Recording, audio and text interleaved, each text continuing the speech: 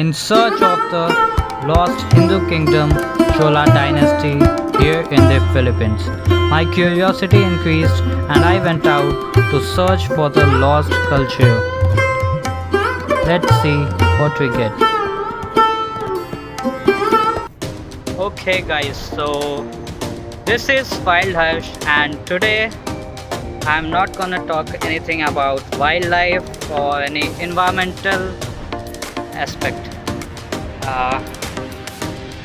As you would have seen the title of the video, so you would have got the idea of what I'm going to talk about. Today it's a very fascinating thing. I was not knowing about this and I feel so special about this that I am the first Indian or the first person to come here, as I have not seen any video on YouTube that people have posted about this. So today we will be talking about the Chola dynasty.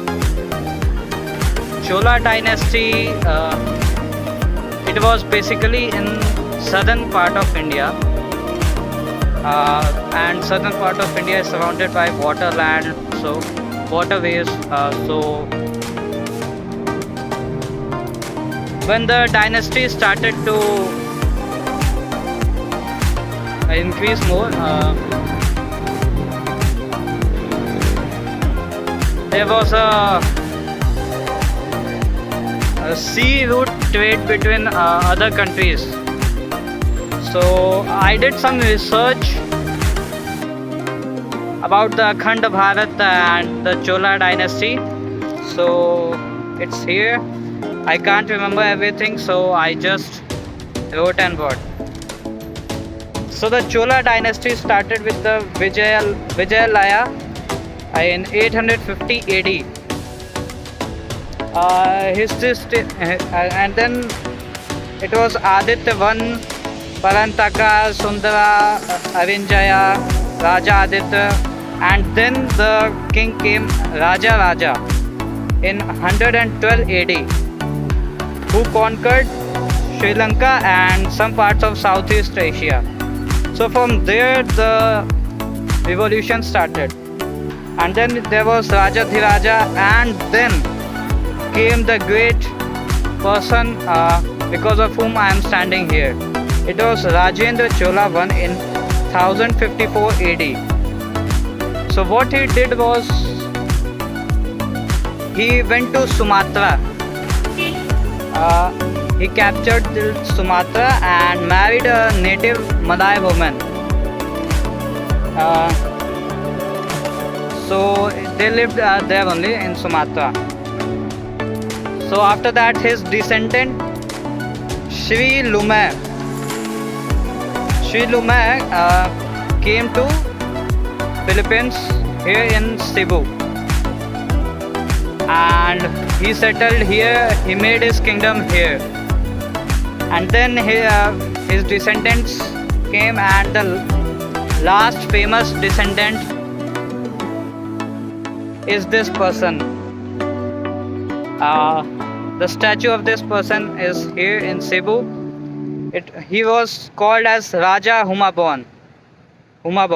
I don't know how they pronounce, but it was Raja Humabon. So about Raja Humabon, if I start, this is written in Wikipedia. I'm not telling anything by my own. Everything is on Wikipedia, Google.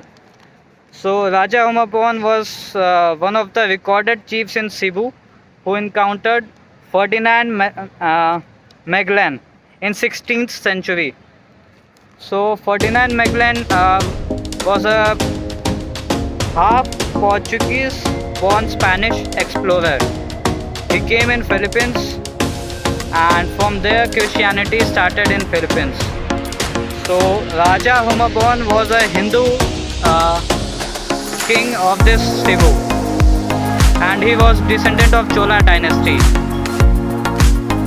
So when Magellan came, he converted him into Christianity.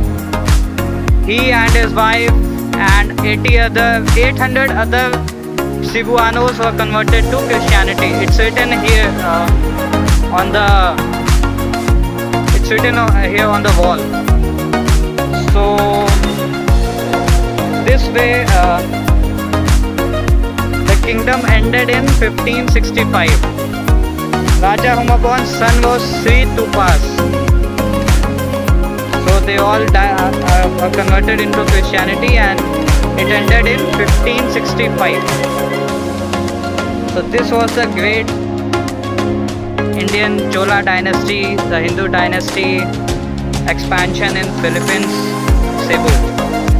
Another interesting thing, according to Visayan oral legend, Sri Lumaya was the first king, as I said, and the capital was Singapala. The capital of Cebu was Singapala, which is a Tamil Sanskrit for lion city. It's a Tamil Sanskrit word which is called as lion city. So the same root word with the modern city state of Singapore. Singapore is also named with this word Singapala. Singapala, Singapore. It resembles same.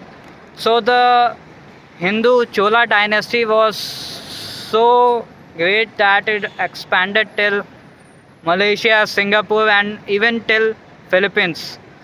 So I was here in Cebu, and right now my holidays are going on, so I did a research on this thing, and I was very fascinated and very interested to see our culture here in the Philippines. It is very sad that it ended in 1565. We can't do anything. Everything is written here also. So this is all about the Chola dynasty in the Philippines. It was very great to see this. Hope you liked the video. Jai Hind, Jai Bharat, Jai Akhand Bharat. What to say more? It's very interesting to see this person.